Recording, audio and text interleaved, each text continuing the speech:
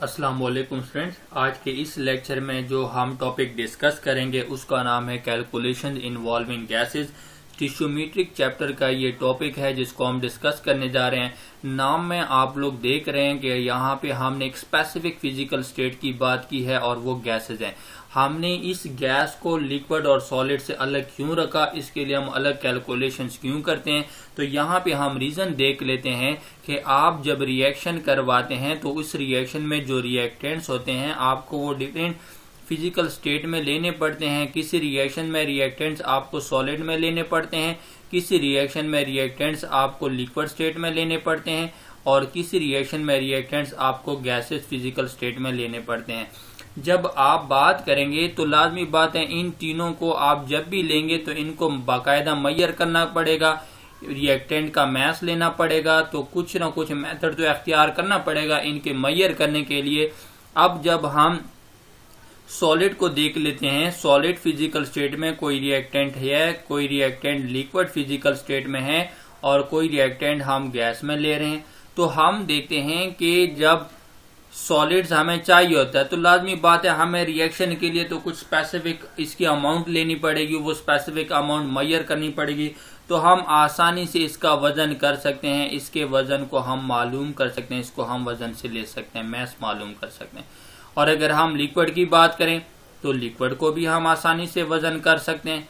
Gas की अगर हम बात करें तो क्या गैस को हम वजन कर सकते हैं? गैस को अगर हम वजन करते हैं या वजन कर सकते हैं, लेकिन बहुत ज्यादा डिफिकल्ट है। गैस को मैयर करना, इसका मैस मालूम करना बहुत ज्यादा डिफिकल्ट होता है बनिस्बत लिक्विड और सॉलिड्स के।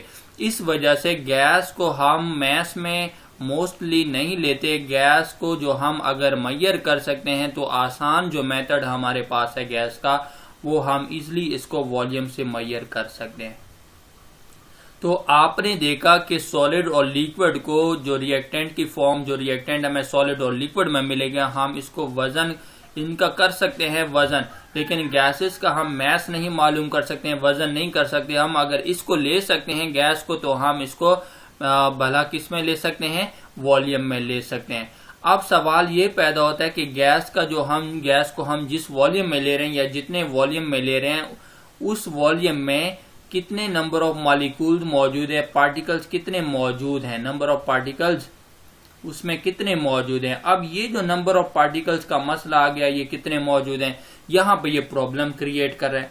अब मसला पैदा हुआ कि जी मैं 1 मोल या 1 वॉल्यूम ले रहा हूँ या 1 मोल गैस लूंगा या जितनी भी क्वांटिटी लूंगा वॉल्यूम में, उसका वॉल्यूम लेता हूँ। तो वॉल्यूम का मुझे अब पता नहीं है कि उसमें कितने नंबर ऑफ पार्टिकल्स होंगे। मैं 1 लीटर ले रहा हूँ वॉल्यूम, 2 लीटर ले रहा हूँ, ठीक है, या जितना भी लूंगा तो उसमें कितने नंबर ऑफ पार्टिकल्स हैं। अब ये मसला जो क्रिएट हुआ तो हमें इस मसले का जो सोल्यूशन है वो एवोगैड्रो ने लाके दे दिया। एवोगैड्रो ने कहा कि आप परेशान नहीं होना, यहाँ पे सोल्यूशन है मेरे पास। और वो सोल्यूशन एवोगैड्रो ने क्या कहा, एवोगैड्रो ने अपने लॉ के जरिए हमें बता दिया, एवोगैड्रोस ने अपने लॉ के जरिए हमें बताया, उन्होंने कहा कि equal volume of all gases, equal volume of all gases at same temperature and pressure, same temperature और प्रेशर पर, यानी टेम्परेचर भी सेम हो, प्रेशर भी सेम हो, आप किसी भी गैस को आप इक्वल वॉल्यूम में ले लें, जितने भी गैसेस उनको बराबर वॉल्यूम में लें तो आपको क्या मिलेगा, contain same number of particle, same number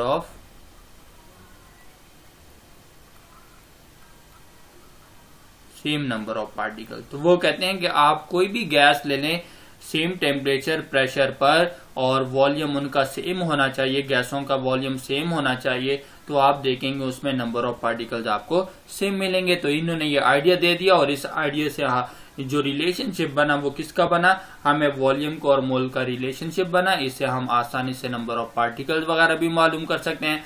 हम इसी लॉ के जरिए दिए हुए वॉल्यूम को मोल में कन्वर्ट कर सकते हैं, हम इसी लॉ के जरिए दिए हुए मोल को हम वॉल्यूम में भी कन्वर्ट कर सकते हैं। तो कन्वर्जन हम आसानी से कर सकते हैं। अब जरा नीचे आ जाएं, यहाँ पे एग्जाम्पल से हम देख लेते हैं। फर्ज करो जो एवोगैड्रो है उन्होंने 2 ग्राम हाइड्रोजन लिया और 2 ग्राम हाइड्रोजन का जब वॉल्यूम देखा तो उन्होंने देखा कि इसने तो 24 डेसीमीटर क्यूब वॉल्यूम घेर लिया। ये जो मैं कैलकुलेशंस कर रहा हूँ, ये वॉल्यूम लिख रहा हूँ, ये असल में रूम टेम्परेचर और प्रेशर पे लिख रहा हूँ। रूम टेम्परेचर आपके पास 25 डिग्री सेंटीग्रेड होता है और प्रेशर की अगर आप बात करें तो 1 atm है, 1 एटमॉस्फेरिक है। तो हम ये जो कैलकुलेशन यहाँ पे जो मैं वॉल्यूम लिख रहा हूँ, ये डाटा लिख रहा हूँ, ये मैं रूम टेम्परेचर और प्रेशर पे लिख रहा हूँ। और जब उन्होंने देखा कि 2 ग्राम हाइड्रोजन लिया और वॉल्यूम कितना घेरा, 24 डेसीमीटर क्यूब उसने वॉल्यूम घेरा। और जब पार्टिकल्स उन्होंने देखे कि इसके अंदर पार्टिकल्स कितने हैं, तो उसको 6.02 × 10⁻23 मॉलिक्यूल्स मिले। इतने मॉलिक्यूल्स उनको मिले यहाँ पे। इसी तरह फिर उन्होंने ऑक्सीजन को लिया, 32 ग्राम ऑक्सीजन को लिया और उन्होंने देखा कि जी रूम टेम्परेचर पे तो ये भी 24 डेसीमीटर क्यूब जगह घेरा है, वॉल्यूम इसने भी इतना ही घेर लिया और पार्टिकल दे के उसको इतने ही पार्टिकल्स मिले इसमें भी। इसी तरह फिर उन्होंने कार्बन डाइऑक्साइड को लिया और 44 ग्राम कार्बन डाइऑक्साइड को लिया, वो भी इतना ही वॉल्यूम घेर रहा था और पार्टिकल दे के वो भी इतने ही पार्टिकल्स थे।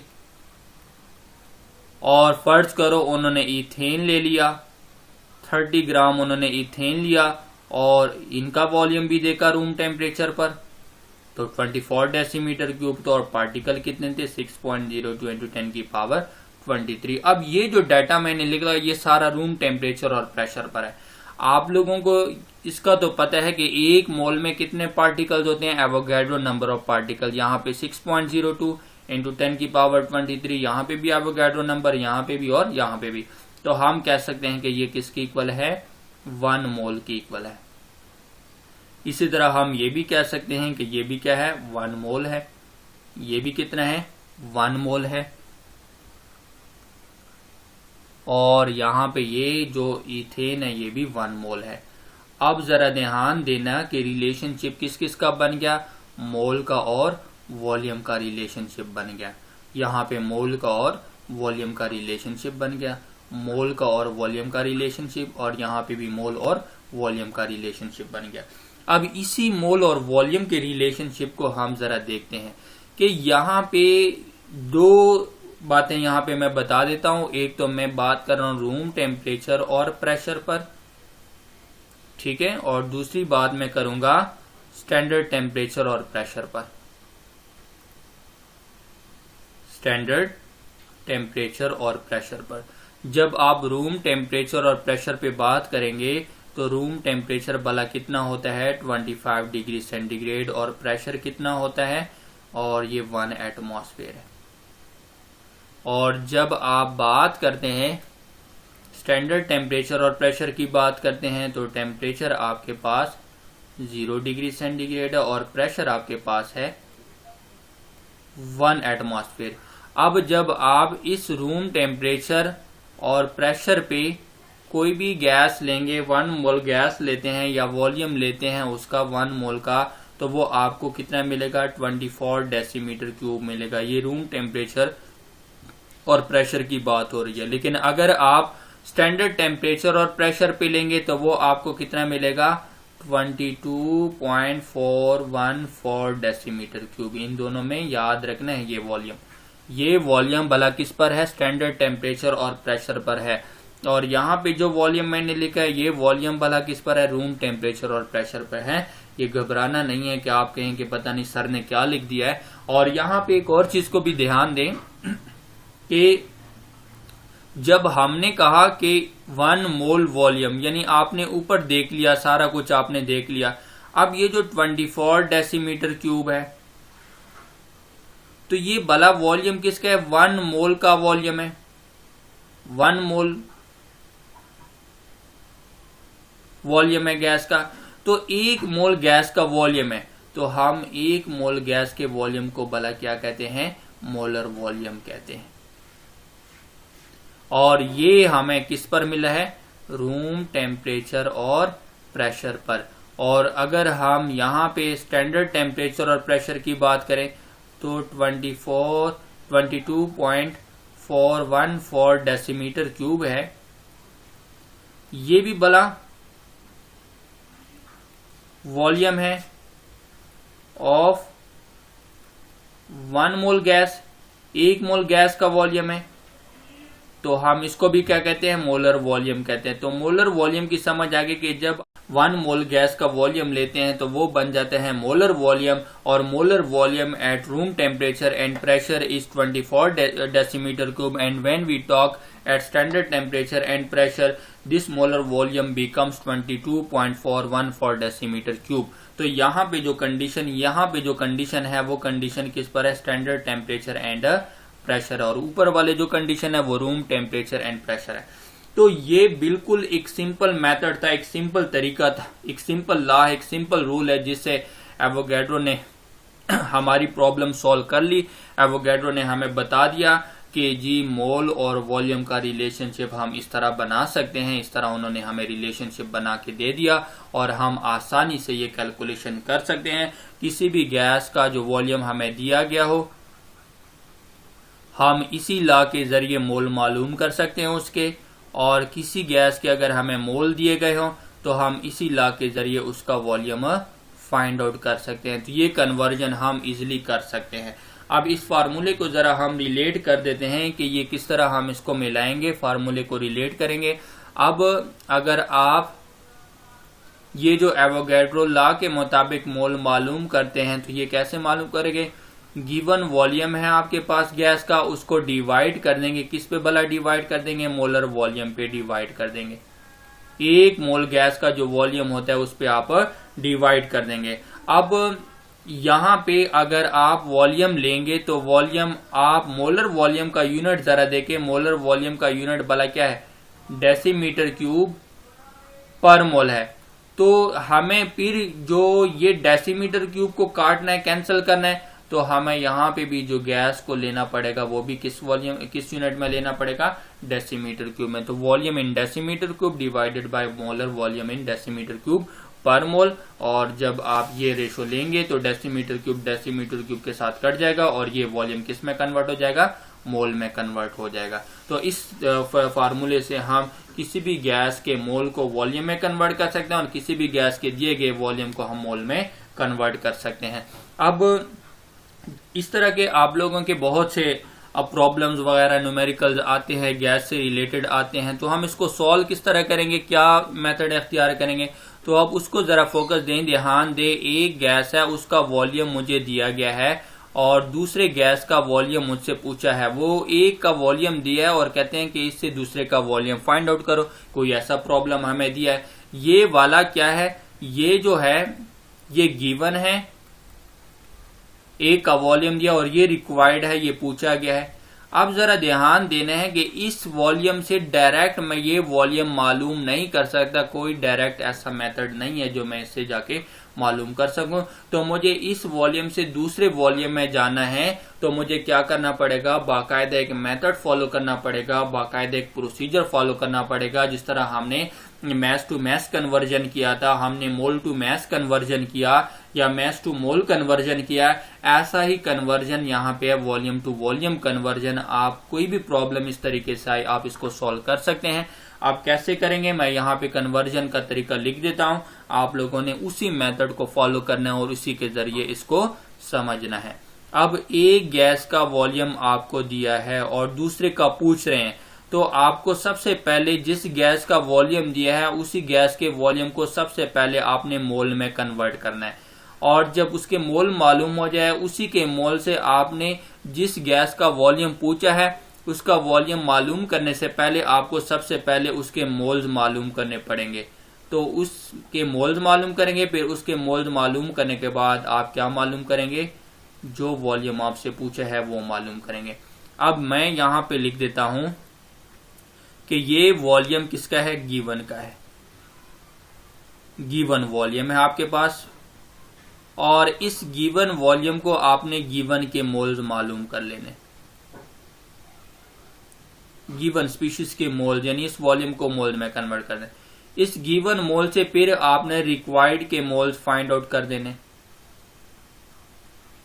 रिक्वायर्ड के मोल, रिक्वायर्ड स्पीशीज के मोल्स फाइंड आउट करना, और इस रिक्वायर्ड के मोल से फिर आप रिक्वायर्ड स्पीशीज के वॉल्यूम को फाइंड आउट कर देंगे। तो आप इस मेथड्स को इस तरीके से फॉलो करेंगे। अब जरा ध्यान देना है कि जब आप इस वॉल्यूम से इस मोल की तरफ आते हैं तो कोई ना कोई फार्मूला यूज करेंगे। इसी तरह इस मोल से इस मोल की तरफ आते हैं, यहाँ पे भी कोई ना कोई फार्मूला यूज करना पड़ेगा और इस मोल से इस वॉल्यूम की तरफ आना पड़ेगा। यहाँ पे 2 लिख देता हूँ, यहाँ पे 3। तो इस मोल से वॉल्यूम की तरफ आने में भी कोई ना कोई फार्मूला यूज होगा। तो इस तरह हमें इस वॉल्यूम टू वॉल्यूम कन्वर्जन में 3 फार्मूले स्टेप बाय स्टेप यूज करने पड़ेंगे। अब मैं ये फार्मूले लिख देता हूं कि किस तरह आप वॉल्यूम से मोल की तरफ आएंगे। तो पहला जो हमारे पास है कि गिवन स्पीशीज का जो वॉल्यूम है आप उसके मोल्स में कैसे कन्वर्ट करेंगे। ठीक है, ये गिवन है और गिवन के ही मोल्स आपने मालूम करने हैं। ठीक है, यहां पे आप देखें फार्मूला क्या यूज करेंगे, वो ये फार्मूला यूज करेंगे जो हमें एवोगैड्रो लॉ से पता चला। Volume divided by molar volume, ये आ जाएगा। अब जब आपको गिवन मोल्स मिल गए हैं, अब आपने इस मोल से रिक्वायर्ड के मोल्स फाइंड आउट करने हैं। तो तीसरा जो दूसरा फार्मूला है वो आपके पास क्या है। अब यहां पे मैं लिख देता हूं कि जो मोल्स हैं ये जो हमने फाइंड आउट कर लिए गिवन के, अब इसको हमने कन्वर्ट करना है रिक्वायर्ड के मोल्स में। और यहां पे जो आप लोगों ने फार्मूला यूज करना है वो किसका यूज करना है, मोलर रेशो। मोलर रेशो को यूज करना है। बैलेंस्ड केमिकल इक्वेशन से लेंगे और प्रॉब्लम से मोल लेंगे। ये मोलर रेशोस का तरीका मैंने लास्ट कंसेक्टिव 3 लेक्चर्स में बार बार समझाया है। मैस टू मैस कैलकुलेशन में भी समझाया है, मोल्स टू मैस कैलकुलेशन में भी समझाया और मैस टू मोल्स कैलकुलेशन में भी मैंने वहां पे ये समझाया हुआ। आप वहां से देख सकते हैं और ये डायरेक्ट फार्मूला भी याद करके आप अप्लाई कर सकते हैं। अब जरा ध्यान देना है कि कैसे इसको फाइंड आउट करेंगे। तो आपके पास आ जाएगा मोल्स ऑफ, ये वाले आपने मोल्स मालूम करने हैं ना, तो ये मोल्स यहां पे लिख देंगे, मोल्स ऑफ रिक्वायर्ड स्पीशीज और इक्वल। ये जो रिक्वायर्ड स्पीशीज के मोल्स आपने मालूम करने हैं, आप केमिकल इक्वेशंस को बैलेंस करेंगे तो बैलेंस्ड केमिकल रिएक्शन में भी इसके कुछ ना कुछ मोल्स होंगे, तो आप उस मोल्स को वहां यहां पे लिख देंगे, moles of required species from balanced chemical equation. Balanced chemical equation से आपने ये मोल्स ले लेने, ये मोल्स आपने इसके फाइंड आउट करने हैं और ये मोल्स आपने बैलेंस जो स्टिशोमेट्रिकली आप रिएक्शन बैलेंस कर लेते हैं वहां से ये रिक्वायर्ड स्पीशीज के ले लेंगे। अब इसी तरह फिर ये जो गिवन स्पीशीज है ये मोल्स तो आपने यहां से मालूम किए, लेकिन ये इसके मोल्स आपको कहां पे मिलेंगे, बैलेंस्ड केमिकल रिएक्शन में भी मिलेंगे। आप वो मोल्स बैलेंस्ड केमिकल रिएक्शन से उठा के यहां पे लिख देंगे, moles of given species from balanced chemical equations. ये आपने बैलेंस्ड केमिकल इक्वेशन से इसके मोल्स ले लिए। अब उसके बाद क्या करेंगे, ये तो बैलेंस्ड केमिकल इक्वेशन से दोनों को मोल ले लिए। अब इसी गिवन स्पीशीज के ये जो मोल जो अभी आपने फाइंड आउट किए, ये जो फाइंड आउट किया वो यहां पे आके मल्टीप्लाई करेंगे, moles of given species from problem. क्योंकि ये तो आपने प्रॉब्लम में जो मोल दिए थे उससे मालूम किए, इसलिए ये वाले यहां पे लिख देंगे, ये वाले मोल उठा के यहां पे लिख देंगे और ये वाले मोल्स आप बैलेंस्ड केमिकल इक्वेशन से ले लेंगे गिवन स्पीशीज के, और ये रिक्वायर्ड स्पीशीज के मोल्स भी आप बैलेंस्ड केमिकल इक्वेशन से ले लेंगे और इससे फिर आप रिक्वायर्ड स्पीशीज के मोल्स फाइंड आउट करेंगे। तो ये तरीका आप लोगों ने इख्तियार करना है, बहुत सिंपल है, बहुत आसान है। अब जब आपको रिक्वायर्ड स्पीशीज के मोल्स आ जाते हैं फिर आपने इसको आगे जाके फिर किस में कन्वर्ट कर देना है। अब आपने जो मोल्स हैं ये तो अब जो ये वाले मोल्स आपने मालूम किए, मोल्स ऑफ रिक्वायर्ड स्पीशीज। अब इससे आपने क्या मालूम करना है, वॉल्यूम भी आगे जाके मालूम कर सकते हैं, मैस भी मालूम कर सकते हैं। कोई भी पूछा है तो आप यहां पे इससे वॉल्यूम ऑफ रिक्वायर्ड स्पीशीज। तो सिंपल है, यहां पे आप फार्मूला यूज करेंगे जो अभी हमने ऊपर फार्मूला यूज किया। मोल तो आपको मिल गए हैं वो यहां पे लिख देंगे। अब आपको वॉल्यूम ये वाला मालूम करना है, मोलर वॉल्यूम तो आप लोगों को याद होगा,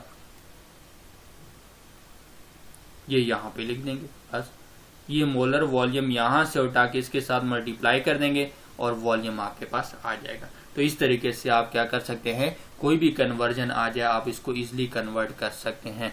उम्मीद है आप लोगों को इस लेक्चर की समझ आ गई होगी। कैलकुलेशन इन्वॉल्विंग गैसेस का जो हमने टॉपिक डिस्कस कर लिया, इसको आप लाइक करें, शेयर करें और हमारे चैनल को सब्सक्राइब करें। अपना ख्याल रखिएगा। अल्लाह हाफिज।